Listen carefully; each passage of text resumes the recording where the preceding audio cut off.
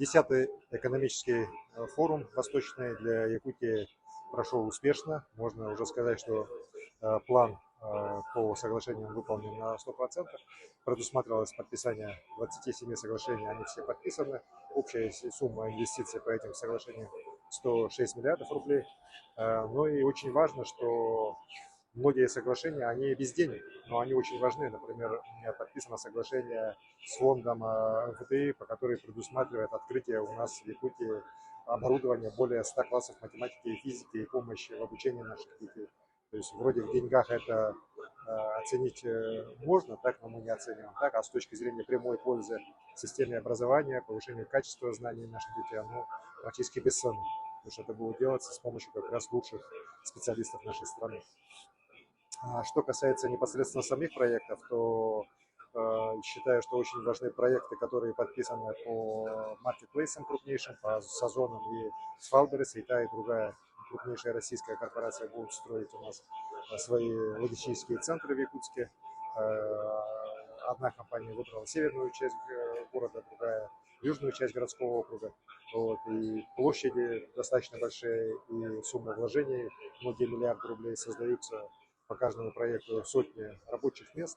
Ну и в целом, конечно же, и та, и другая компания очень заинтересованы в том, чтобы через развитие маркетплейсов их логистических центров в Якутске, конечно же, серьезно развивался наш малый бизнес, в том числе креативных индустриях, в том, чтобы местные производители имели возможность и до якутских покупателей быстрее доходить, ну и до российских потребителей тоже имели возможность там, где есть заинтересованность, уже гораздо более быстрее, эффективнее уже представлять свои товары.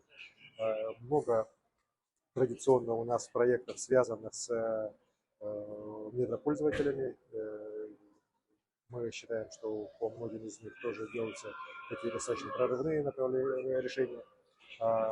Отмечу также, что в рамках развития мастер-планов наших городов подписано соглашение с Корпорацией развития Дальнего Востока и крупнейшим финансовым институтом страны с Газпромбанком по финансированию, по реализации проектов на территории республики, в том числе Всемирного центра МАМОНТ, который, конечно же, для нас очень важен. Этот объект включен в арктическую стратегию России по указу президента. Это тоже один из ключевых элементов и мастер-плана Якутска. И там будет создаваться и научная часть уникальная, которая сможет в будущем реализовать ту мечту, о которой наши ученые давно уже говорят, о возможности оживления мамонта. Ну и будет в то же время включать и часть, которая для туристов, для детей, для приобщения, вот, особенности детей к уже истории нашей земли. Будет организован и парк ледникового периода, выставка мамонта и фауны.